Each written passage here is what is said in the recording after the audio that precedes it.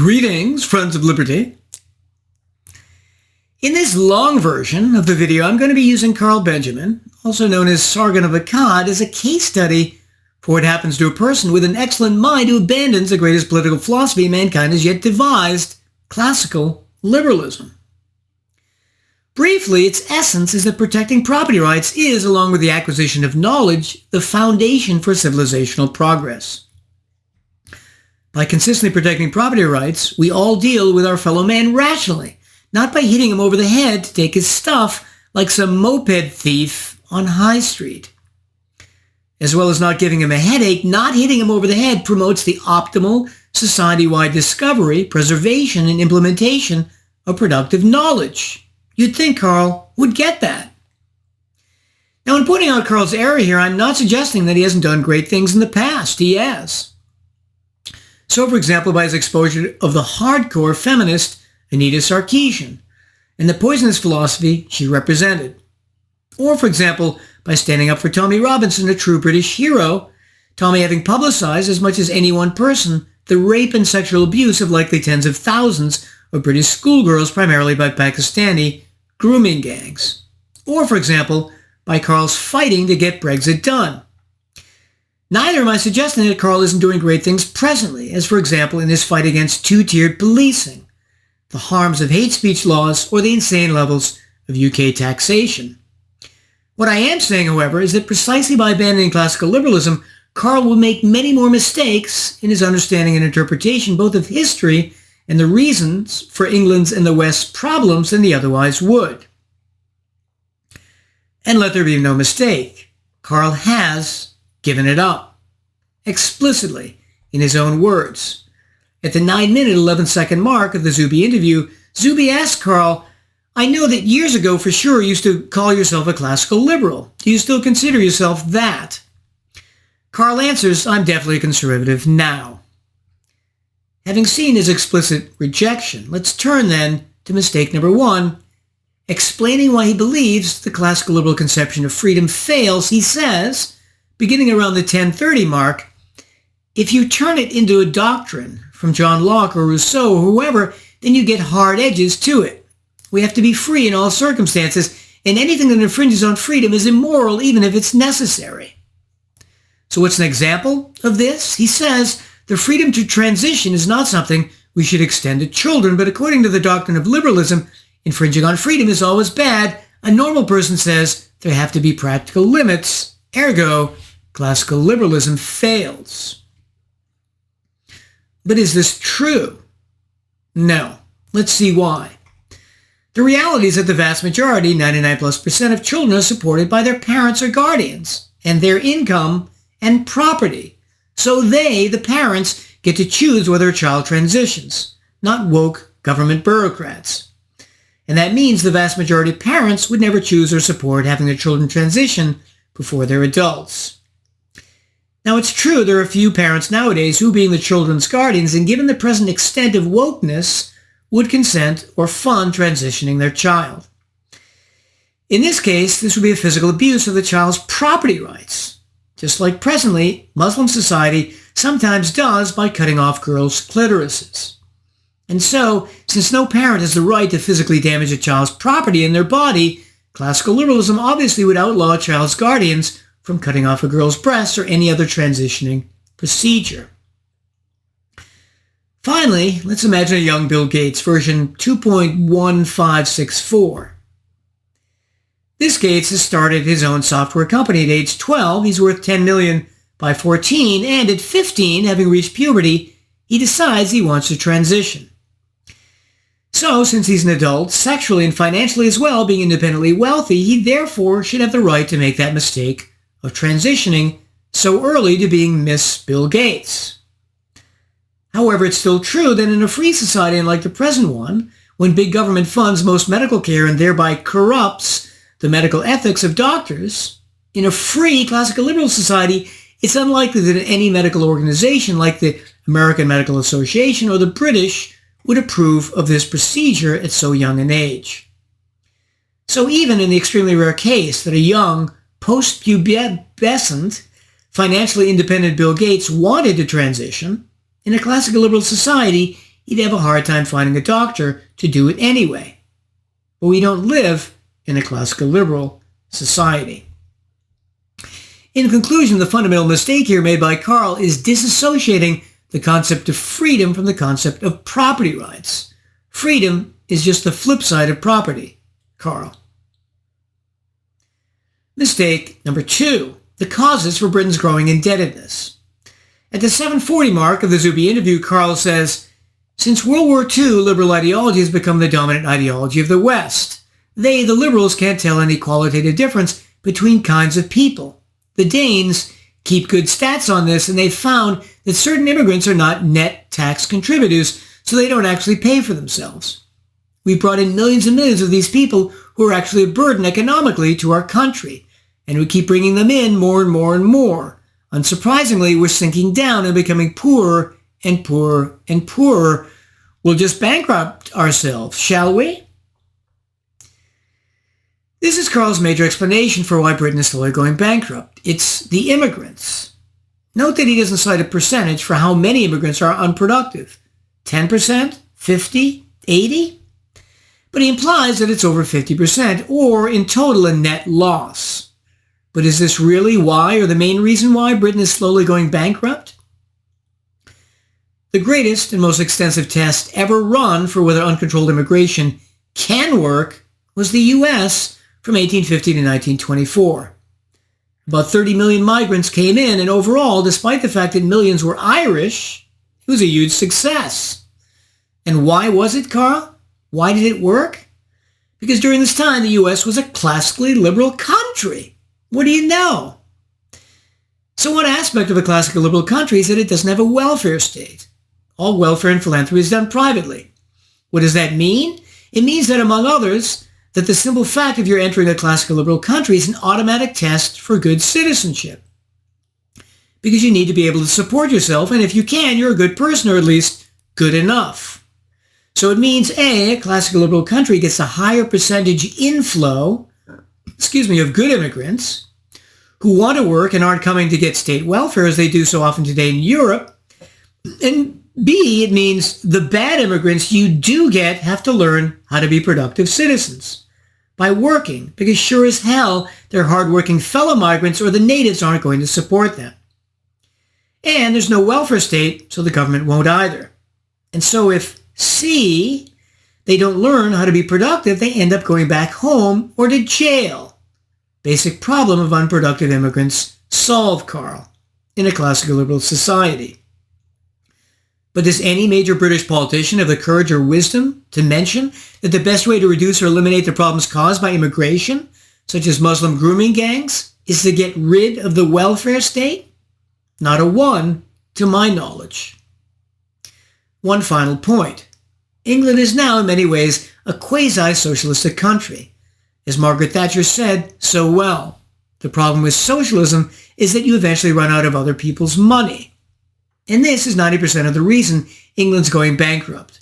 From its net zero energy policy, creating energy prices 4 times higher than the US, to its widespread transportation bottlenecks and boondoggles, like the 100 billion HS2 project, to the highly concentrated land and real estate market caused primarily by its nationalization in 1940 in the Town and Country Planning Act, with London housing prices being among the highest in the world, to the expensive National Health Service, killing tens of thousands unnecessarily every year compared to France and Germany's health service, to the very public and mediocre educational system, all these destructive results achieved by native white Brits over the last century.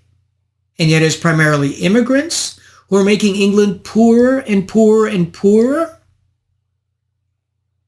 Mistake number 3. Liberalism is Britain's heritage and the problem. At about 556, Karl says, the institutions of Britain are the same institutions from the British Empire. There was never a break between them and a new order. But the whole point, as I just described, is that England's institutions have completely changed from the last 100 or 150 years to now in healthcare, education, philanthropy, energy, transportation, the size of the administrative state, and as Karl himself even says later, the constitutional changes effected by Prime Minister Tony Blair. In addition, Karl throughout his interviews acts as if there are only two types of political philosophies, conservatism and liberalism. Now, there actually are only two, but they're very different. One type believes in using the state to violate property rights, conservatism and modern liberalism, and one doesn't, classical liberalism. As the philosopher Ayn Rand pointed out long ago, traditionally the conservatives want freedom to act in the material realm. They tend to oppose government control of production, of industry, of trade, of business. The liberals want freedom to act in the spiritual realm. They oppose censorship, government control of ideas, of the arts, of the press, and of sexual freedom. Now, with the rise of woke, this is broken down a bit, but is still generally true. But classical liberals don't want to violate rights in any realm, material or spiritual. So when Karl talks about liberals, he's equating classical liberals with modern liberals, and classically liberal institutions, which England used to have, with modern liberal institutions, which it has now, which is the problem. Mistake number 4, language affects the things you can think.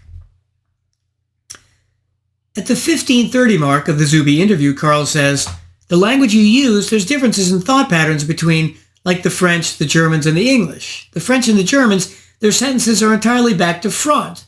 Well, that affects the kinds of things you can think. And so these differences are very, very deep. They're not irrelevant in any way, shape, or form. They really matter. What Karl outlines here has traditionally been called the Whorfian hypothesis, and in its strong form has been shown false for many decades by linguists. There's no evidence it's true. In its weak form, perhaps slightly true, but there's no reason to think it's deep or long-term or irrevocable. So, as we will see in his next mistake, Karl wants to build a theory of ethnicity that makes different ethnicities irrevocably, fundamentally different, but on this score, he fails.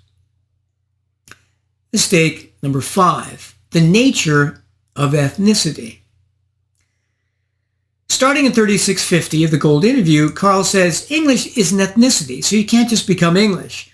We're the ethnicity that's produced by the Anglo-Saxons and the Celts. English comes only from England. And the ethnic identity is like this. You inherit from your parents, from previous generations. It has to be that your parents had that as well. You have to have English parents. You have to have had English parents to be English. This is not complex. At 3955, Andrew then poses the question, what about a black kid who's adopted by an English white family? Karl says, no, you can't change your ethnicity. But then he says, you can say that someone is culturally English, that's fine, but to say that someone is English implies the entire ethnic suite of attributes. So he denies the black kid could really be English, because it takes lineage. He then continues, identity is a very vague concept. There's very fuzzy borders. It is not rationally determined. It is irrationally determined, as in I didn't choose. At 4118, he says, it doesn't really matter because it's a felt experience. You feel as if you belong to this ethnic group. The genetic component is only one layer of a very complex phenomenon. It's the base layer.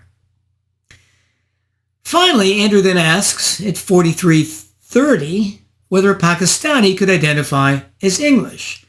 And Sargon first avoids the question by saying, well, the thing is, the Pakistanis don't identify as English. Then later at 444-48, he admits it's completely possible. I would happily accept it. Let's analyze this revealing exchange in depth. First, what is ethnicity? Simply culture. And what's culture? The attitudes, ideas, and values that a group holds. So any group, as long as it's sufficiently differentiated, can have its own ethnicity. The people in your neighborhood, 5 11-year-old boys who meet regularly in a tree house, the region you come from, like the American South, the nation you belong to, or even your civilization, like the West. Any differentiated group has it. Now, to see how wrong Sargon is, let's imagine an Italian. Grows up in Naples, becomes a great actor. At 30, moves to Britain, and at 40, he's not only absorbed British culture in general, but the accents and dialects and regional peculiarities of many different regions. So we can go on stage and become a Liverpudlian, accent at all, a Scotsman, a Welshman, a Londoner, and an Ulsterman. Everyone would agree when he's on the stage that he becomes those people even more completely than they are on average. But then, when off the stage, back in Naples, if he wants to become Italian again, he can. It's purely his choice, Carl. He has many ethnic options. Now let's return to finish off what remains of Sargon's argument. Does ethnicity necessarily have anything to do with genetics? No. Lineage? No. Parents? No. All it is the culture of a group, and if you absorb enough elements of that culture, you become them, whether or not they accept you. So yes, Carl, that black kid can feel as if he's English, as could a Pakistani, which Carl in the end admits upon the pressure of Gould's perceptive questions teasing away his genetic lineage and parental fallacies. Mistake number 6, defending the non-rational and irrational. During and after this exchange on ethnicity, Carl makes numerous remarks about the rational, the rationalistic, and the irrational. First, when describing his belief about the formation of ethnicity, he says, starting around 4240, it's not rational. We be self-made autonomous men. It's like, okay, but that's not real. No one's a self-made autonomous man. You're from somewhere. You've inherited a bunch of attributes from that place. You've inherited cultural norms, a history. You are that thing before you're a rational adult, and you can't get rid of it. It's like your height. It's like your eye color. That's not to say a person can't join the tribe. True? Baruch Spinoza was one of the greatest philosophers of the Enlightenment, a leading path-breaking thinker who attracted brilliant minds from all around Europe. And he became this precisely because he was, believe it or not, Carl, a self-made autonomous man who rejected many of the cultural and intellectual attributes of his Jewish community, who chose to be a man of the Enlightenment, an almost atheistic pantheist, and who was thus rejected and thrown out of his Jewish community. Sure, we're not born autonomous, Carl, but for all practical purposes, we can become autonomous. So when Carl says identity is a very vague concept, there's very fuzzy borders, it's not rationally determined, it's irrationally determined, as in I didn't choose, over the long term, as Spinoza and many others prove, that's bunk. Secondly, starting at around 5110, he says, all I'm saying is most things that people do during the day aren't really rational. What am I going to watch on TV? I don't know. Most of it is habitual.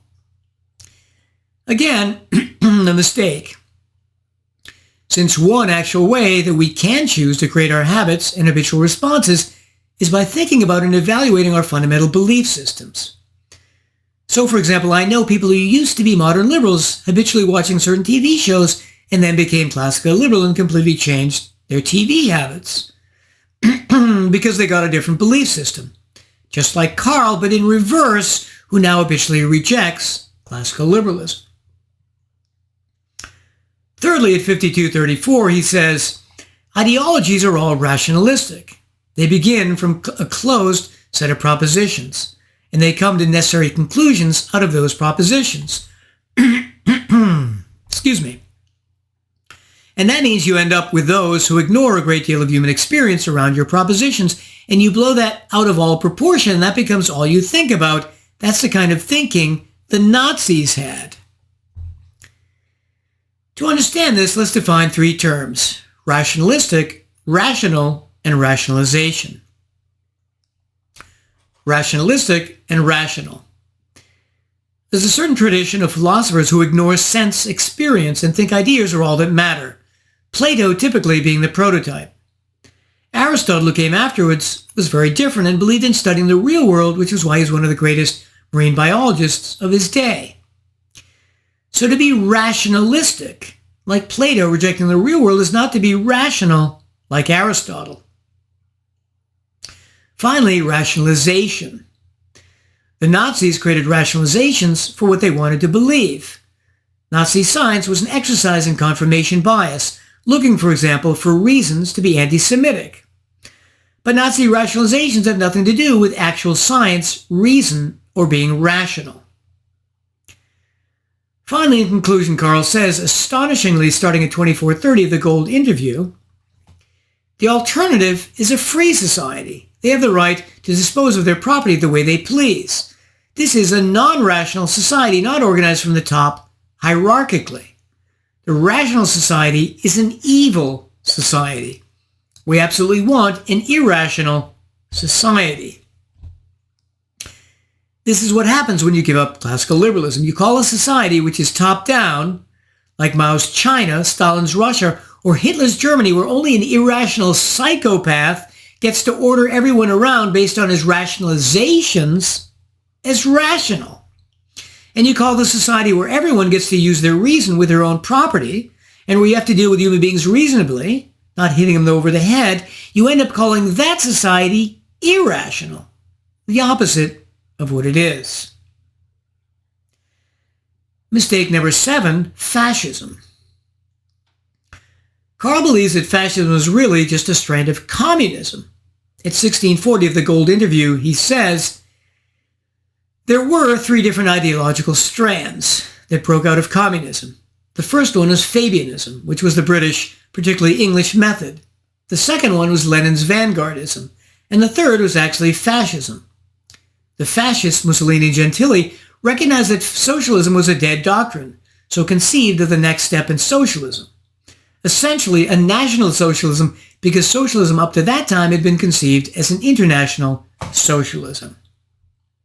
He adds, starting at 2330, in essence, they might call themselves different, but in practice they end up very much the same, because they're all socialists, really. This is about 15% true. Wherever fascists appeared in Europe from the First World War on, their main driving ideology was nationalism. Fascism is a strand of nationalism, not communism, Mr. Traditionalist.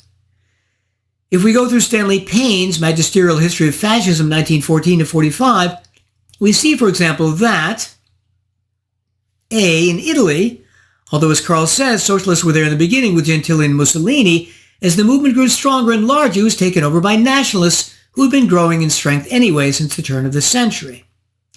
Just as much occurred in Russia's Bolshevik vanguard. Extreme nationalists everywhere were very revolutionary. And as Payne says, the new mass fascism had not been created by Mussolini so much as it had sprung up around him. It was more middle class, more economically moderate, and more categorically violent and anti-socialist.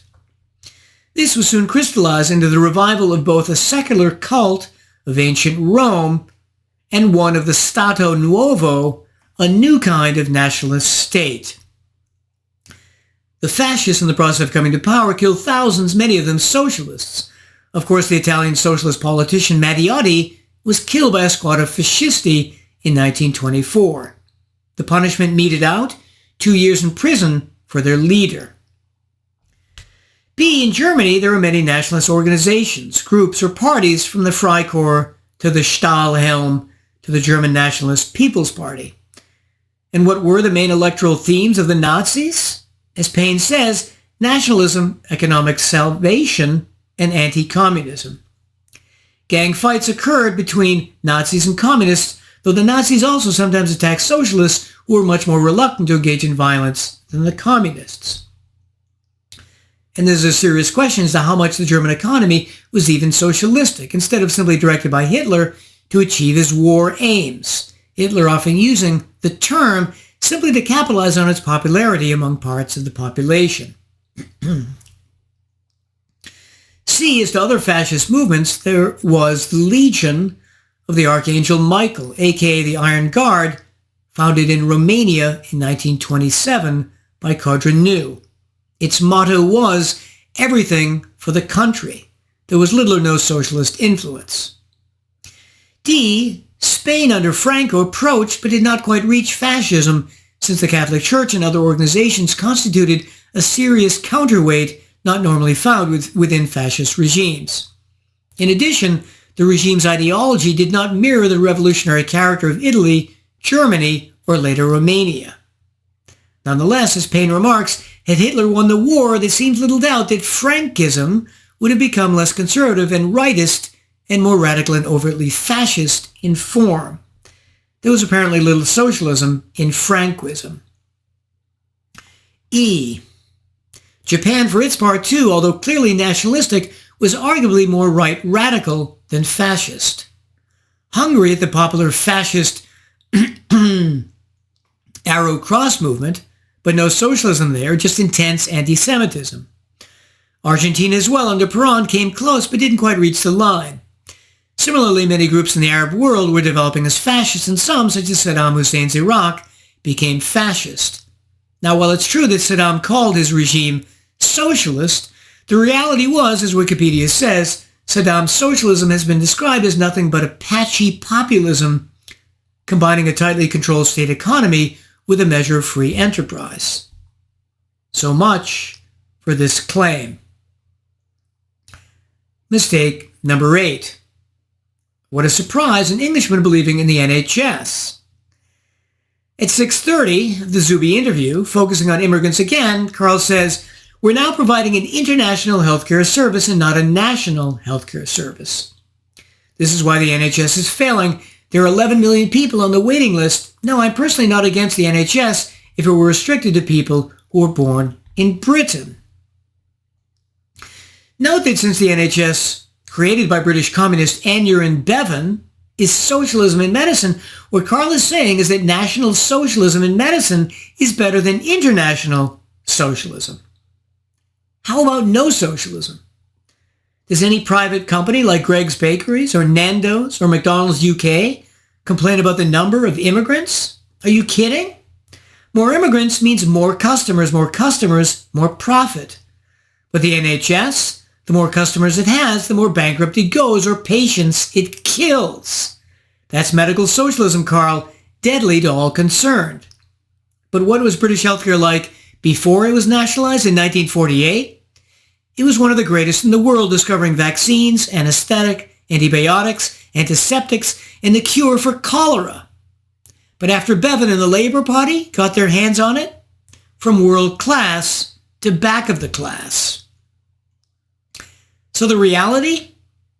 If we read John Goodman's National Healthcare in Great Britain, published way back in 1980, what do we find before mass immigration? Still large unnecessary waiting lists and inefficiencies of all kinds. Excuse me. So for example, since the NHS is free at the point of delivery, 28% of consultations were for such non-medical services like psychological counseling. Of the remaining 72% who actually sought treatment, in 43% of the cases, the doctor was unable to diagnose any definite illness.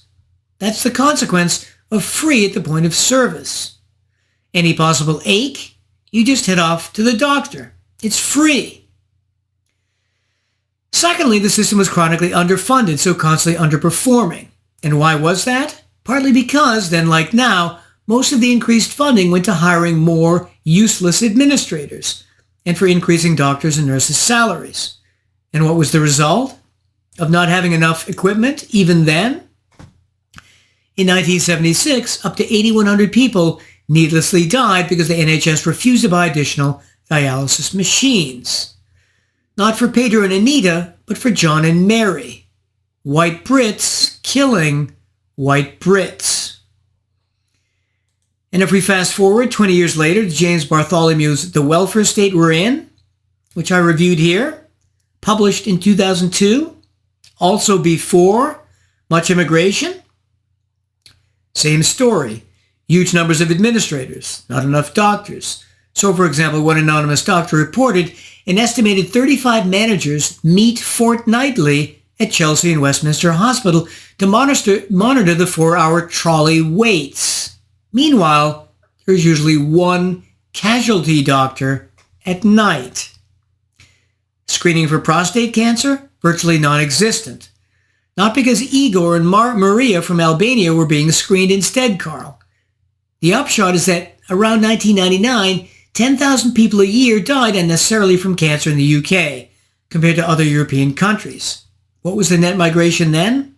Around 150,000. I would suggest Carl read John Goodman and James Bartholomew's books on the NHS, cited above. Carl? Mistake number 9, relationships. At about the 43:50 mark of the Zuby interview, Carl says, talking about life priorities, it should be relationships first, the way you treat your family, your friends, your neighbors. They are your relationships, and they are the most important thing about your life. The entire good of human life comes from the quality of your relationships. Is this true? Well, much as I hate to quote him, Freud, to the contrary, said it much better and more succinctly. Love and work, work and love, that's all there is.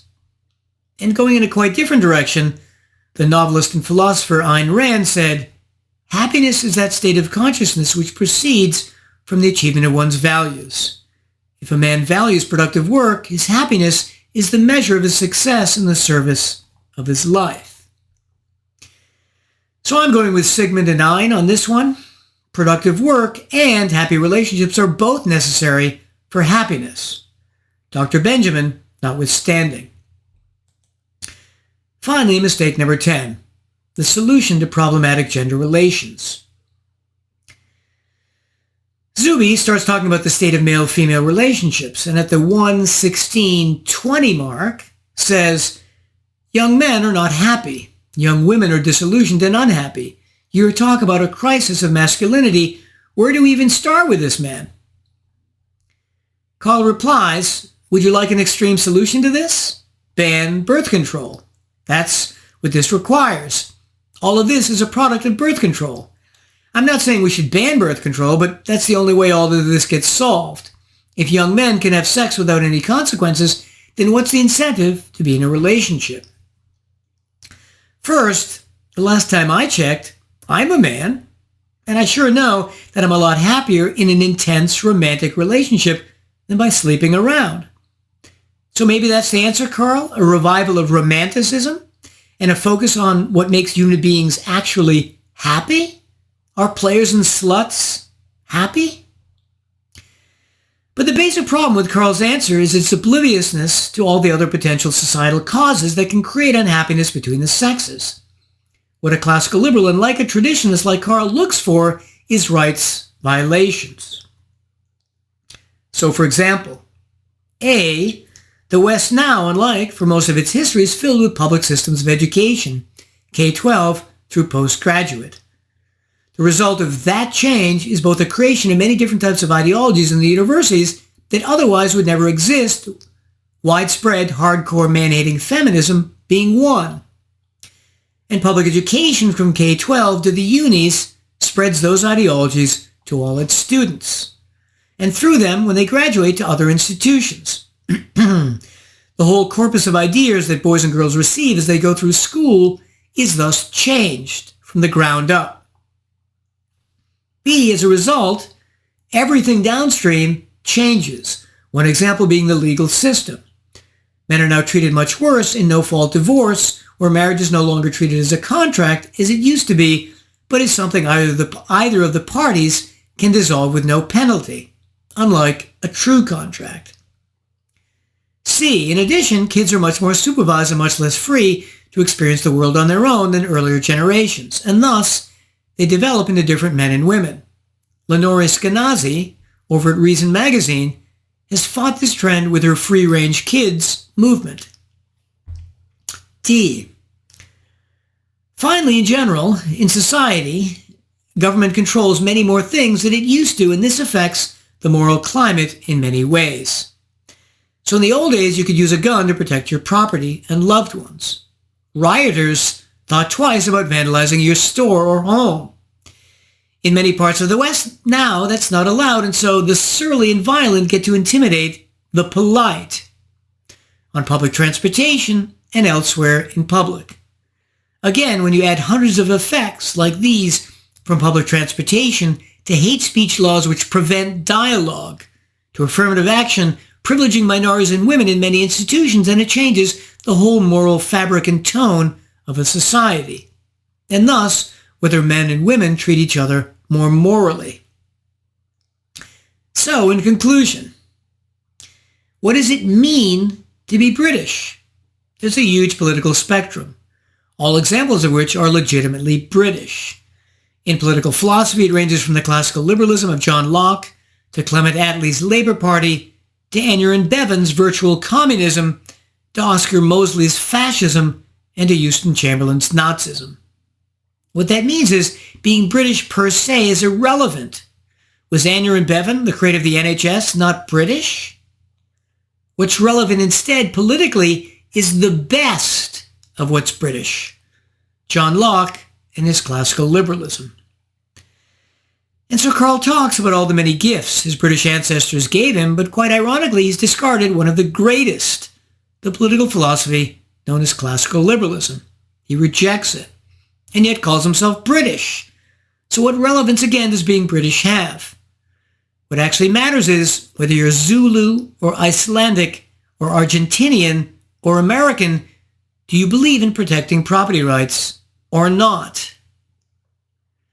I bid you well. Thank you for sticking around to the end, and remain a very classically liberal Scarlet Pimpernel.